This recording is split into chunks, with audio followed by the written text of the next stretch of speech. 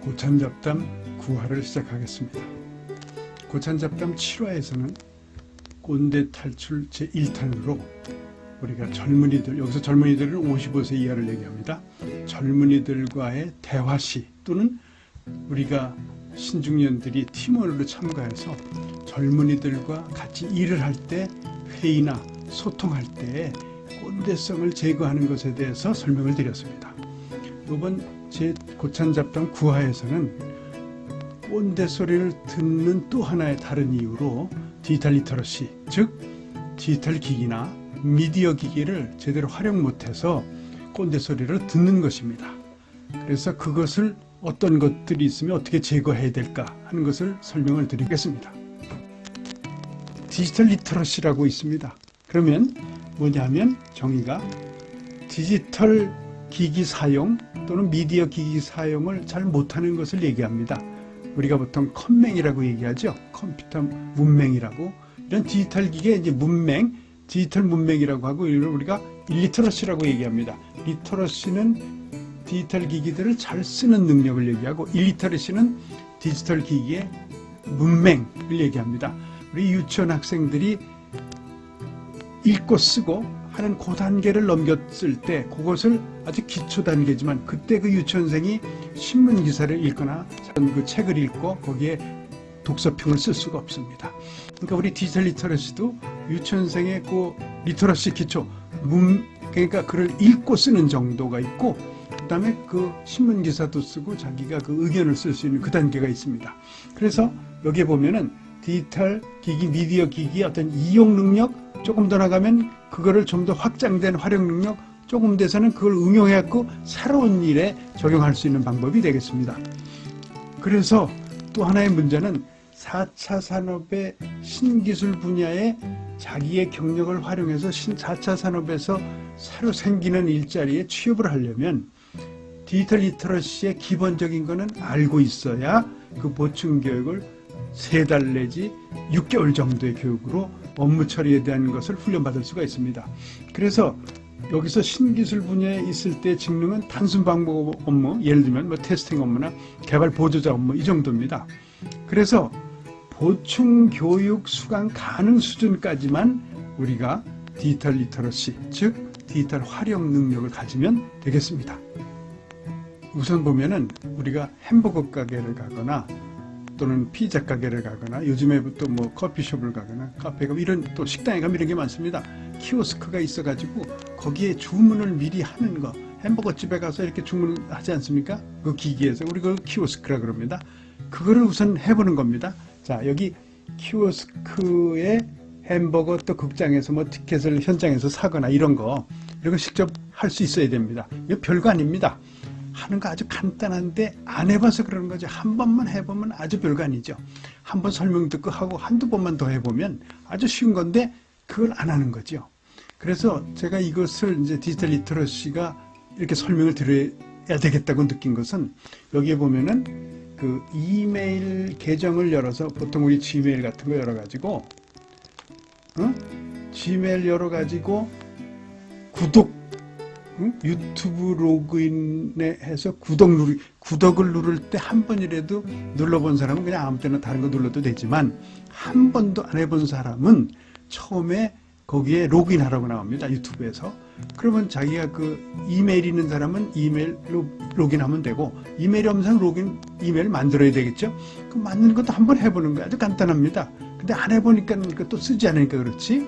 자, 그러면 지메일 하나 오픈해가지고 그걸로 유튜브에 로그인한 다음에 구독을 누르면 되는 거죠. 고찬잡담 구독, 그 빨간 거 나올 때 빨간 버튼을 누르면 되는 거죠.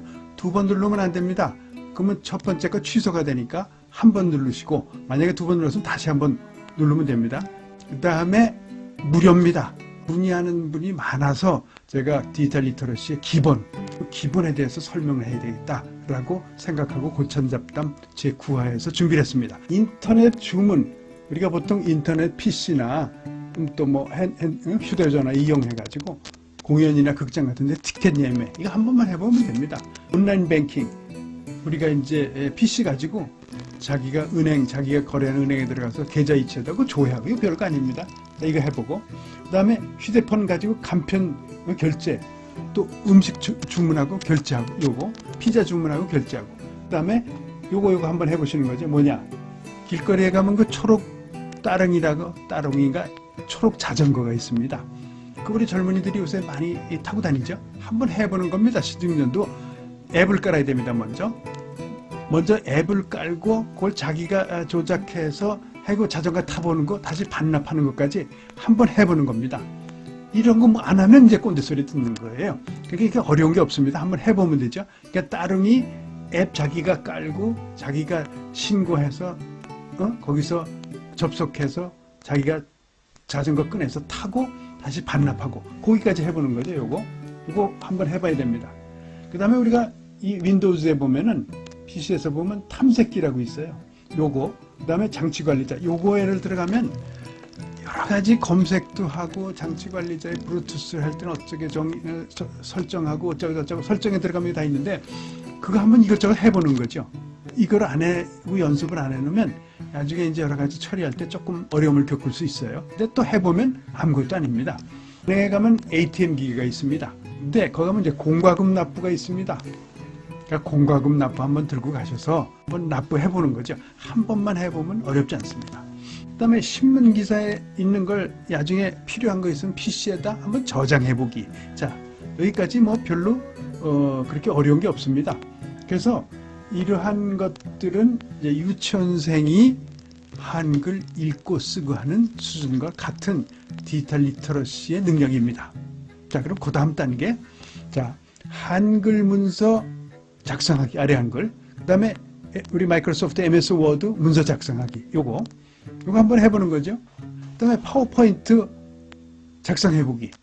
파워포인트에서 저장했다가 빼서, 거기 이제 몇 가지 기능이, 사실 파워포인트가 기능이 굉장히 많은데 그 깊이 하는 건 이제 두고두고 하시고, 우선 간단하게 어떤 주제를 설명해서 설명하는 문장 작성해보고 저장했다가 나와서 디자인, 이 좀 화면을 조금 이제 이렇게 모양이 좋게 만드는 한두 가지 하고, 뭐 기본적인 거, 뭐 이런 거 한번 해보고, 그 다음에 우리가 그 파워포인트 표 작성이 있어요. 우리가 이제 업무 내용을 보고하거나 뭐 이렇게 볼 때는 표 작성하는 경우가 많으니까 한 표 한번 작성해 보는 거죠. 예를 들면 가계부 같은 거 한번 작성해 보는 겁니다.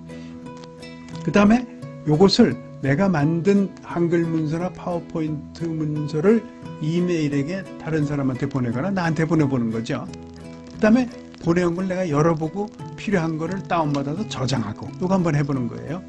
그 다음에 이제 우리가 이제 경력, 우리가 인문사회계통 일을 하신 분들은 주로 공학도 마찬가지지만 빅데이터 분석 쪽에 4차 산업의 새로운 직업이 한 10가지 있는데, 그 중에서 밑에 단계, 2, 3단계에 있는 일이 한 5가지 정도, 4, 5개 있어요.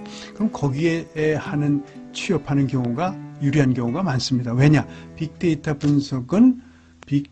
분석을 하려면 자기 업무를 알아야 되기 때문에, 전에 제가 설명했죠. 고찬잡담 3화, 4화, 2, 3, 4 거기에 있는 것 같이 빅데이터는 3가지의 큰 내가 준비해야 될 건데, 하나는 통계학, 통계. 두 번째는 컴퓨터 사이언스에 대한 기본. 세 번째가 워킹 도메인 너리지입니다. 내가 어떤 분야의 경력, 은행 업무 30년, 그 경력이 있어야 내가 은행 업무에 관한 빅데이터 분석을 해서 히든 패턴을 찾고 마케팅에 필요한 정보를 빼내고 하는 거기 때문에, 그 업무에 대한 게 없으면 응용할 수가 없습니다. 그게 필요한 훈련을 3달이나 6개월 정도 받아야 되는데, 그거 하기 전에 디지털 리터러시의 이와 같은 능력을 가지고 있어야 쉽게 그런 실제 업무 처리에 대한 교육을 훈련을 받을 수 있다는 것입니다. 그런데 여기 보면 사실 별로 그렇게 크게 어려운 건 없습니다. 이쪽 단계는 우리가 많이 다들 해보셨을 테고, 이쪽 단계도 여기에 지금 여기까지 4번까지는 문서 작성하고 파워포인트 작성하고 그 이메일 송부, 이거 대부분이 행거 안 해보신 분은 또 한 일주일이면 다 마스터할 수 있습니다.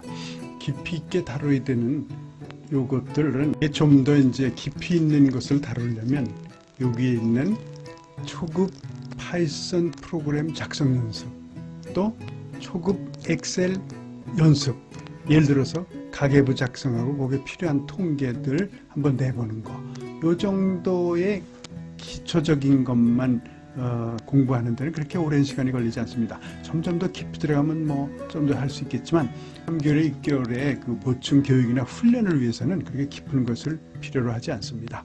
더더욱 우리 신중년들은 우리가 이제 태어나서부터 가장 20세 전후에서 우리가 기억력이 최고조에 달하고 그 다음부터 이제 급속히 내려갑니다. 이 원래 심리학자들이 얘기하는 거죠. 그런데 우리가 이런 그 지능은 두 가지가 있습니다. 그 플루이드 인텔리전스라고 해서